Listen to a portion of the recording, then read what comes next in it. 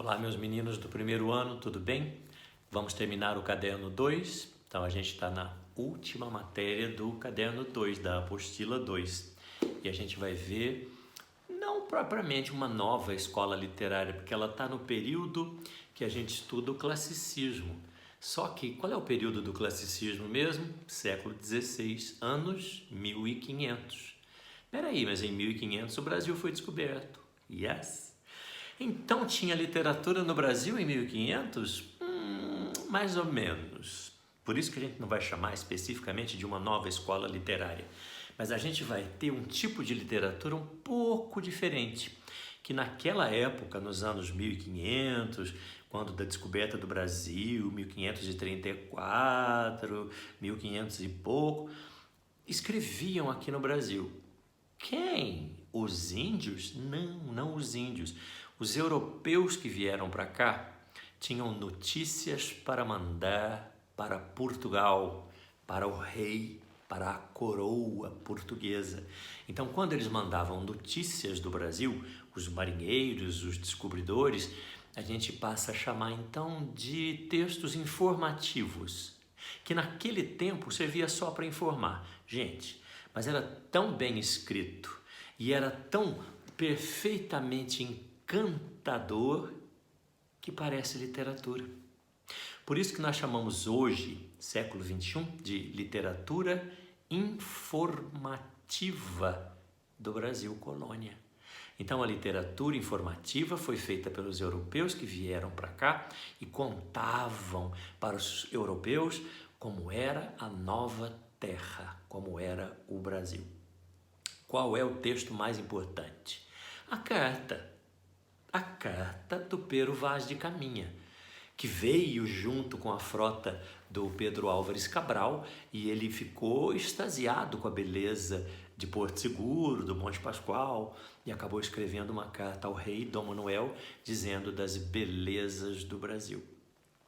E também vieram, logo depois desses primeiros navegantes, desses primeiros descobridores, vieram os jesuítas, os padres jesuítas, que tinham a função de catequizar a gente que aqui estava, os índios que aqui estavam. Então, nós vamos ter uma literatura que a gente vai chamar de literatura jesuítica, ou então literatura de formação do Brasil. Literatura jesuítica, vamos chamar de literatura informativa e jesuítica. Tem mais algum nome, tio? Tem. Você pode ver no vestibular eles chamarem de quinhentismo, porque nós estamos nos anos 1500, então eles podem chamar também de quinhentismo essa literatura informativa e jesuítica dos anos 1500, século XVI. O que fizeram então esses navegantes, esses europeus que aqui chegaram? Chegou dois tipos de gente. Primeiro, os donos da terra, os portugueses. Outros, os estrangeiros europeus que também passaram por aqui batendo uns olhinhos. Geralmente vieram para ver se tinha alguma coisa para eles levarem. Riquezas, né? Pedras preciosas principalmente.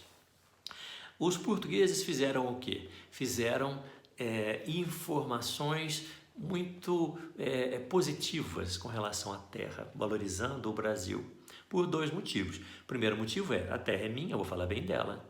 Segundo motivo, eu preciso trazer gente para colonizar o Brasil, para vir morar no Brasil. Então, eu tenho que dizer que é uma beleza, que só tem vantagens e qualidades. Então, os portugueses elogiavam e enalteciam a terra brasileira. E os estrangeiros? Vieram franceses, vieram holandeses, vieram alemães, vieram espanhóis. Eles tinham por que elogiar a terra? Não, eles poderiam ser um pouco mais realistas.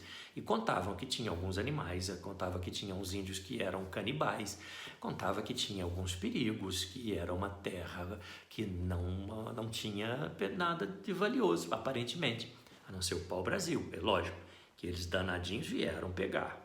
Todos pegaram, né? Os portugueses levaram e os outros europeus também levaram o pau-brasil. Destruíram as nossas matas, principalmente a Mata Atlântica. Agora, o que nós temos de grande importância na literatura informativa feita pelos portugueses? Vamos ficar com a carta do Pero Vaz de Caminha, que é escandalosamente bonita. Os adjetivos que ele usa para descrever a beleza da terra, as águas brasileiras, a floresta e a delicadeza e gentileza dos índios deram sorte. Encontraram aqueles índios ali que, né, oficialmente são de Porto Seguro. E eram índios bons, tranquilos, bonitos. Eles elogiavam a beleza dos índios, a beleza das Índias. Um dos exercícios que a gente tem na apostila mostra que os europeus, os portugueses, ficaram encantados com a beleza dos índios, das Índias principalmente, que eram moças bonitas e andavam nuas e não tinham vergonha de mostrar as suas vergonhas. As vergonhas nós sabemos o que é, né? De mostrar a vagina, o sexo. E elas ficavam desavergonhadas no sentido de que elas não viam que aquilo era feio ou desagradável, como os europeus achavam. Os índios andavam naturalmente nus e eles ficavam encantados com a beleza dos corpos das Índias, dos índios também, e descreveram, né? O Pero Vaz de Caminha descreveu a beleza das Índias e do povo brasileiro, das águas, das florestas, sempre com muito encantamento. E os europeus? Alguns europeus contaram umas histórias bem desagradáveis, de canibalismos e etc. Então nós vamos ter um alemão aí que o seu tio vai contar a história para vocês, chamado Hans Staden. E ele conta a aventura que ele teve com os índios aqui do litoral paulista, ali na região de São Vicente. Eu vou contar essa história para você na próxima aula. E os jesuítas? Os jesuítas vieram com a missão de trazer a palavra cristã para os povos recém-descobertos. Só para os índios? Não, para os colonos que aqui estavam também e que tinham meio que esquecido das regras do cristianismo e do catolicismo, porque os navegantes, os marinheiros, os náufragos, os traficantes, os degredados que vieram habitar primeiramente o Brasil, eles tinham uma frase muito engraçada que eles diziam: não existe pecado do lado de baixo do Equador. Não existe pecado do lado de baixo do Equador. Isto é, da linha do Equador para baixo, Deus não está vendo. E eles inventaram, evidentemente, essa frase para poder se divertir com as Índias, mesmo que fossem homens casados, etc. E os padres jesuítas não gostaram disso não, queriam botar todo mundo ali na linha, queriam doutrinar aqueles colonos que aqui habitavam. E os índios, evidentemente. Fizeram o quê? Poesia e fizeram também peças teatrais. Através do teatro, eles conseguiam mostrar para os índios o encantamento de Jesus, o encantamento do catolicismo e do cristianismo. Então, eles vieram para catequizar os índios e os colonos. Tranquilo, pequenos? Não passa muito disso, não, tá? Vamos só rememorar. A literatura informativa ela foi feita pelos portugueses, enaltecendo a terra brasileira.